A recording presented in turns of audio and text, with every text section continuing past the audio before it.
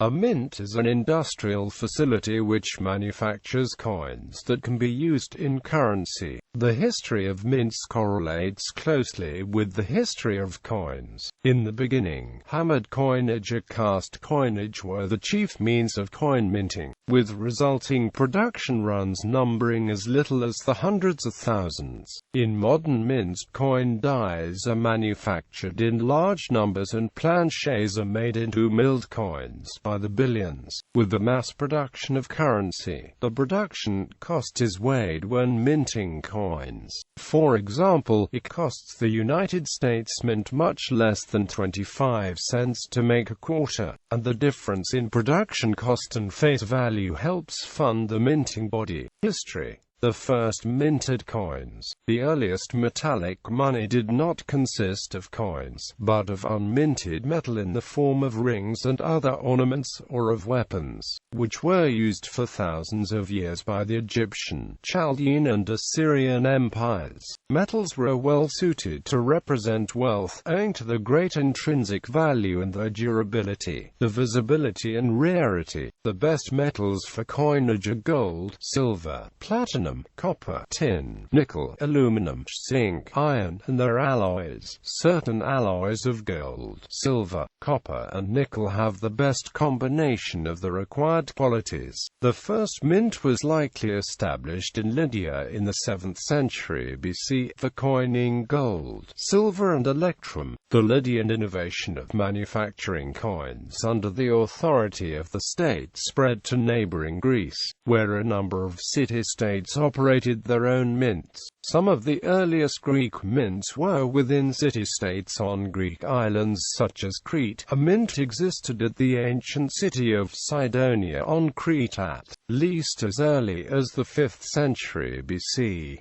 At about the same time, coins and mints appeared independently in China and spread to Korea and Japan. The manufacture of coins in the Roman Empire, dating from about the 4th century BC, significantly influenced later development of coin minting in Europe. The origin of the word mint is ascribed to the manufacture of silver coin at Rome in 269 BC at the temple of Juno Moneta. This goddess became the personification of money, and her name was applied both to money and to its place of manufacture. Roman mints were spread widely across the empire, and were sometimes used for propaganda purposes. The populace often learned of a new Roman emperor when coins appeared with the new emperor's portrait. Some of the emperors who ruled only for a short time made sure that a coin bore their image. Quietus, for example, ruled only part of the Roman Empire from 260 to 261 AD,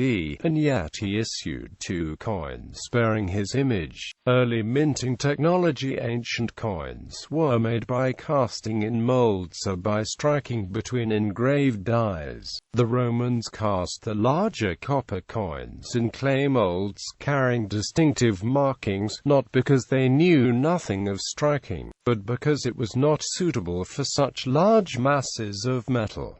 Casting is now used only by counterfeiters. The most ancient coins were cast in bullet-shaped or conical molds and marked on one side by means of a die which was struck with a hammer. The blank or unmarked piece of metal was placed on a small anvil, and the die was held in position with tongs. The reverse or lower side of the coin received a rectangular mark made by the sharp edges of the little anvil. Subsequently, the anvil was marked in various ways, and decorated with letters and figures of beasts, and later still the anvil was replaced by a reverse die.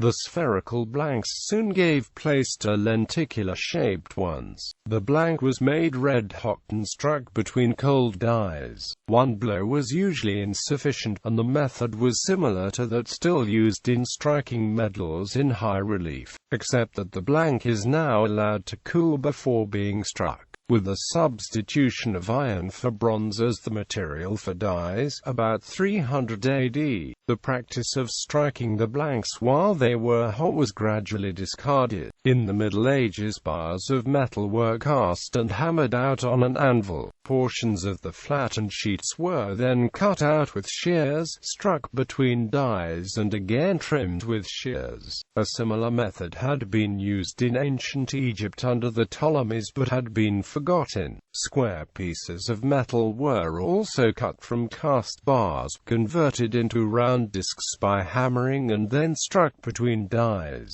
In striking, the lower die was fixed into a block of wood, and a blank piece of metal laid upon it by hand. The upper die was then placed on the blank, and kept in position by means of a holder round which was placed a roll of lead to protect the hand of the operator while heavy blows were struck with a hammer. An early improvement was the introduction of a tool resembling a pair of tongs, the two dies being placed one at the extremity of each leg. This avoided the necessity of readjusting the dies between blows, and ensured greater accuracy in the impression.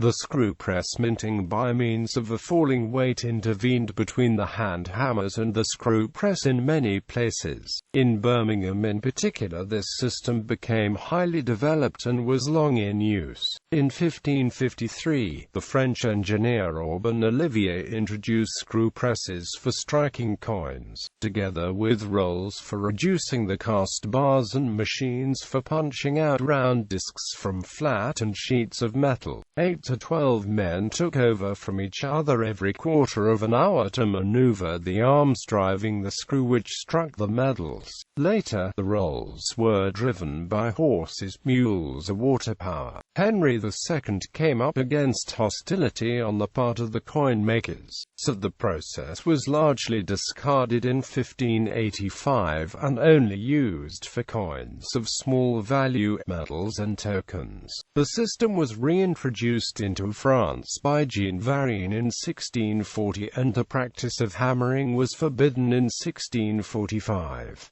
In England, the new machinery was tried in London in 1561, but abandoned soon afterwards. It was finally adopted in 1662, although the old pieces continued in circulation until 1696. Industrial minting, industrial techniques and steam power was introduced to coin manufacture by Matthew Boulton in Birmingham in 1788.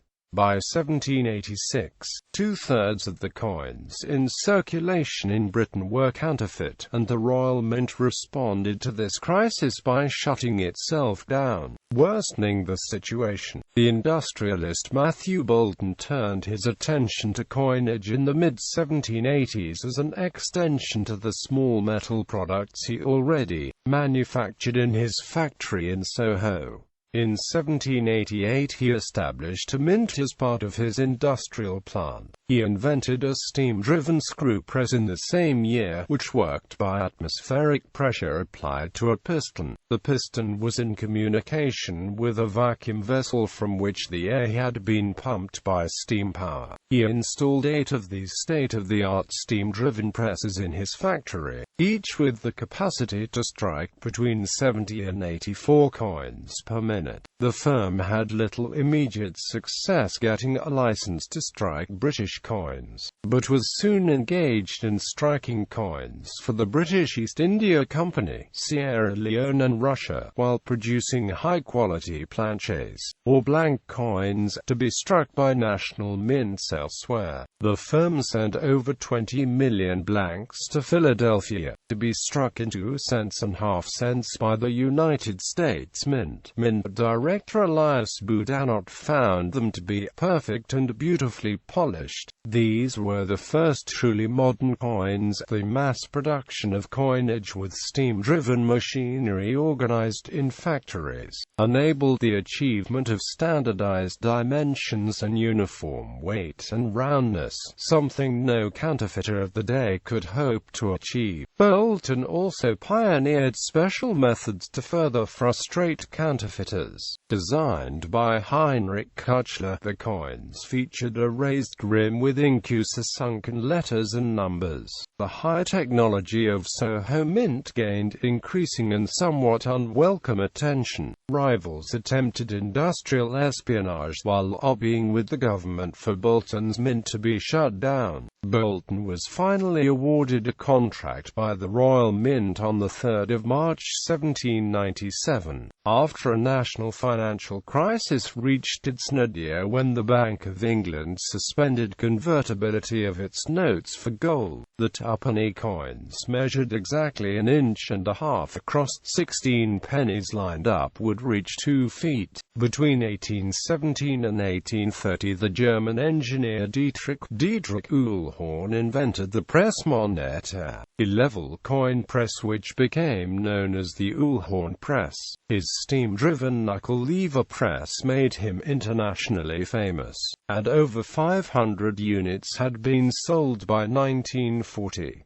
The advanced construction of the Uhlhorn press proved to be highly satisfactory, and the use of the screw press for general coinage was gradually eliminated. This new technology was used at the Birmingham Mint, the largest private mint in the world for much of the 19th century, and was further improved at the Taylor & Challen, who began to supply complete press room equipment to national mints around the world, such as Sydney Mint, Australia. By the early 20th century, mints were using electrical power to drive rolls, the advantage being that each pair of rolls could be driven independently without the intervention of cumbrous shafting. Notable mints: Austrian Mint, established in 1397 and produces the Vienna Philharmonic gold bullion. Birmingham Mint, Caixa da Moeda de Brazil, Caixa da Moeda de Portugal. Currency Centre, Ireland. Delonega Mint, Fábrica Nacional de Moneda White Timber, Spain. Franklin Mint, India. Government Mint, Istituto Poligrafico e Zecca dello Stato, Printer Institute and State Mint, Italy, the first mint to produce bimetallic coins in recent times. Japan Mint, Joachimsthal Royal Mint, Czech Republic. Kremnica Mint, Slovak Republic, established in 1328 as the oldest continuously operating mint in the world. Casa de Moneda de Mexico, established in 1535, is the oldest mint in the Americas. Moneda Navarre, established in 1351. Moneda Paris, Perth Mint, Philadelphia Mint, Royal Australian Mint, Royal Canadian Mint, Royal Dutch Mint, Royal Mint of the United Kingdom, St. Petersburg Mint, Singapore Mint, South African Mint, Soho Mint, Swiss Mint, Switzerland, United States Mint, ICMC, Israel Coins and Amp Metals Corporation.